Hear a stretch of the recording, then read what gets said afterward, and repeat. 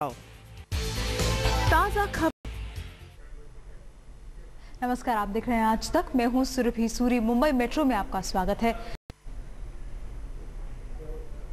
तो जांच अधिकारियों के सामने फिलहाल बड़े सवाल। कैसे हुआ केन हेवुड का ईमेल आईडी हैक? कैसे घुसे षड्यंत्रकारी उनके कंप्यूटर के अंदर?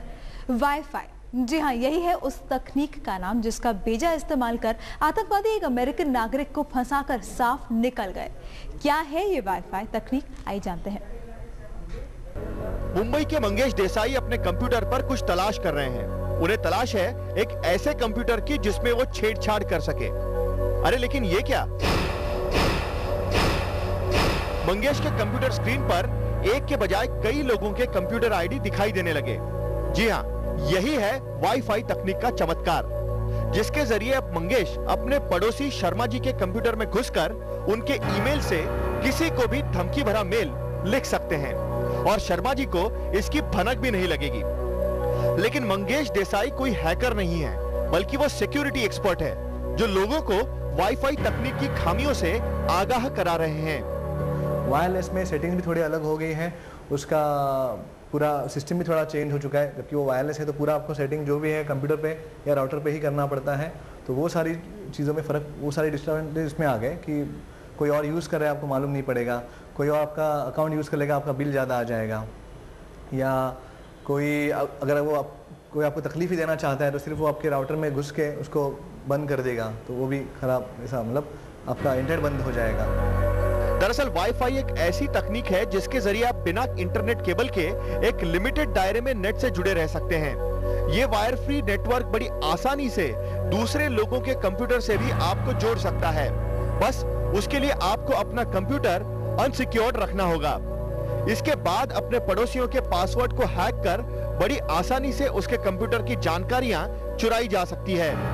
साइबर एक्सपर्ट की माने तो तकरीबन 70 से 80% लोग अपने कंप्यूटर का पासवर्ड जल्दी नहीं बदलते, जबकि कुछ लोग तो पासवर्ड डालते ही नहीं और ऐसे ही लोग हैकर का निशाना बन जाते हैं।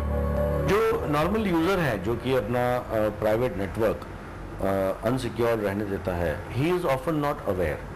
उनका अवेयरनेस लेवल इतना कम है कि अगर उनके रिसोर्सेज मिसयूज हो भी रहे हों तो उनको पता नहीं चलता। कभी अगर उनका इंटरनेट कनेक्शन ऐसे शेयर हो रहा है तो शायद उनको लगे कि वी आर बीइंग ओवरचार्ज, कि इंटरनेट यूजेज बढ़ गया है। पर आमतौर पे they blame it on a virus, they blame it on some spyware, some adware, some malware like that. हमेशा ये नहीं सोचते लोग कि शायद कोई मेरे नेटवर्क को एक्सेस कर। नवी मुंबई के जिस कंप्यूटर से आईबी को एक धमकी भरा ईमेल गया था, वो कंप्यूटर एक वाईफाई नेटवर्क से जुड़ा था। इस मामले में एटीएस की मदद कर रही साइबर टीम की माने तो हेवुड को मालूम ही नहीं था कि उसका कंप्यूटर पूरी तरह अनसिक्योर्ड है और कोई बाहर का व्यक्ति उसके कंप्यूटर का गलत फायदा उठा सकता है। हो सकता है कि जिसने हेवुड के कंप्यूटर को हैक किया वो उस बिल्डिंग का ही हो या फिर आसपास की इमारत में रहता हो जहां उसे वाईफाई का नेटवर्क मिल रहा था। कुल मिलाकर वाईफाई तकनीक पर आंख बंद कर भरोसा करना खतरनाक हो सकता है। लिहाजा अगर आप वाईफाई तकनीक का इस्तेमाल कर रहे हो तो छोटे छोटे अंतराल पर पासवर्ड बदलना ना भूलें और अपनी नेटवर्क सिक्योरिटी अपग्रेड करते रहें। जानकारों की माने तो वाईफाई टेक्नोलॉजी पूरी तरह सुरक्षित नहीं है। हो सकता है कि आपके आसपास कोई टेक्निकली क्वालिफाइड आतंकवादी आपके कंप्यूटर में घुसकर पूरे देश में सनसनी फैला दे और आपको पता भी न चले। वीरेंद्र सिंह गुनावत, मुंबई, आज तक। तो पहली नजर में ही लगता है कि वाईफाई तकनीक के जरिए केन हेवुड का ईमेल अकाउंट हैक किया गया होगा और उसका इस्तेमाल इस तरह से किया गया होगा।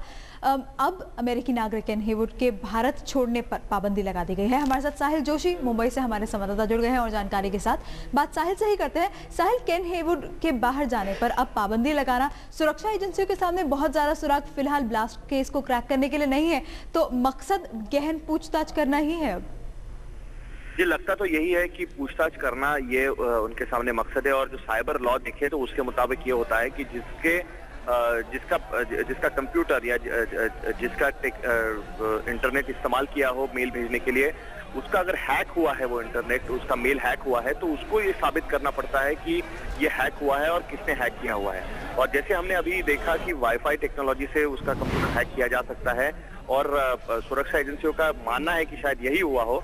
तो ये देखते हुए फिलहाल सुरक्षा एजेंसियों ने उसे क्लीन चिट नहीं दी है और उन्हें कहा है कि अब भारत छोड़ के ना जाए। केन हेवुड आज सुबह अमेरिकन काउंसुलेट भी गए थे और वहां पर भी जो काउंसुलेट के डायरेक्टर है उन्होंने उनको सलाह दी है कि आप पूरी तरीके से कोऑपरेट करें, जो एजेंसियां जांच कर रही है इस पूरे मामले को उनको कोऑपरेट करें और भारत छोड़ के ना जाए। तो कुल मिलाकर फिलहाल केन हेवुड के भारत छोड़ने पर पाबंदी लगा दी गई है, जबकि उनके वकील हमको कह चुके हैं कि ये मेल उन्होंने भेजा ही नहीं। जी साहिल, लेकिन केन हेवुड के बारे में हम ये तो जानते हैं कि अमेरिकी नागरिक है, लेकिन इसके अलावा और कुछ जानकारी फिलहाल मिल पाई है?